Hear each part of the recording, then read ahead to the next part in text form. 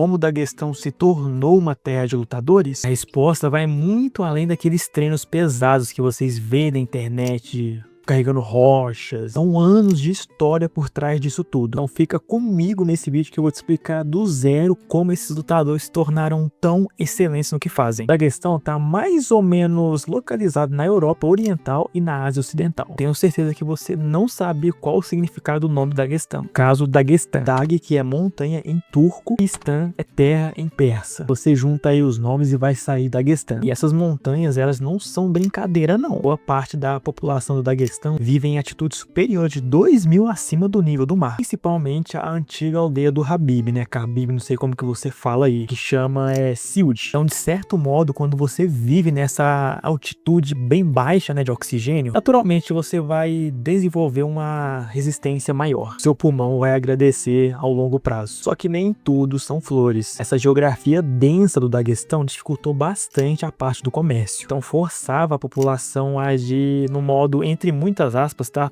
Primitivo. Eles precisavam ali se esforçar para caçar os recursos e ir bem longe, né? Caminhar vários quilômetros. Com isso, a comunidade se desenvolveu isoladamente. Outra coisa também é que o Daguestão tem uma das maiores diversidades linguísticas do mundo. O pessoal lá fala diversos idiomas. Tinha um ponto bem negativo, que não tinha polícia para proteger a população. Então, de certo modo, os moradores teriam que se proteger por si só. Eles estavam bem abertos em questão de um ladrão entrar na casa deles, roubar alguma coisa. Então eles teriam que ficar bastante esperto e ser forte também. Eu até arrisco dizer que não tinha ninguém para eles ligarem, né? Para se acontecer alguma coisa, algum roubo qualificado ali de várias pessoas, eles não teriam suporte assim. E com isso, a cultura fez que os homens, principalmente, desenvolveram uma autodefesa muito boa. E essa localização estratégica do Daguestão, de certo modo, foi uma benção, mas ao mesmo tempo foi uma bela maldição. Por séculos, né, essa região serviu como corredor para vários impérios poderosos. Texas, Otomanos, Mongóis e por aí vai. E todos esses impérios queriam controlar aquela região do Daguestão. Como eu falei para vocês, era uma região bem estratégica, né? Era bem alta, então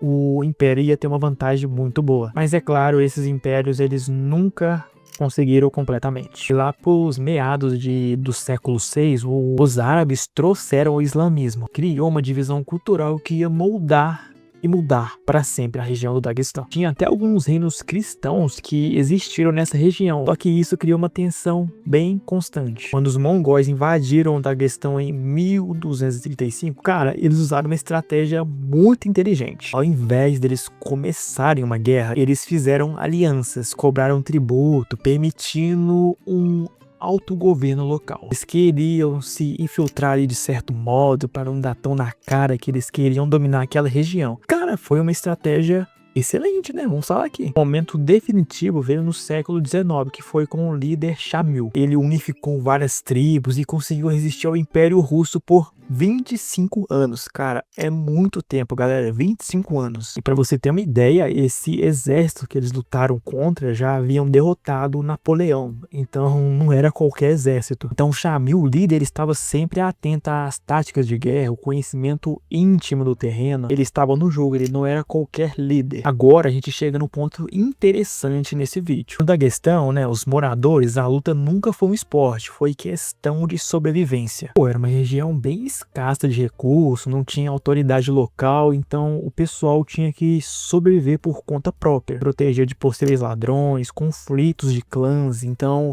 é uma região que você precisava ter o domínio da luta. A pessoa tinha que lutar para sobreviver, é diferente de treinar por hobby ou para competir, porque se a pessoa não fosse treinada, ela praticamente iria falecer. O homem que não conseguia lutar, ele não tinha a capacidade de proteger a família. A luta livre sempre fez parte do Daguestão. E alguns homens daquela época sempre falavam que tinha combates tradicionais locais lá, que eram entre as aldeias mesmo. Foi uma tradição que passou de século por século. Mas essas competições não eram apenas para se divertir, né, divertir a galera, não. Eles estavam treinando para a guerra real.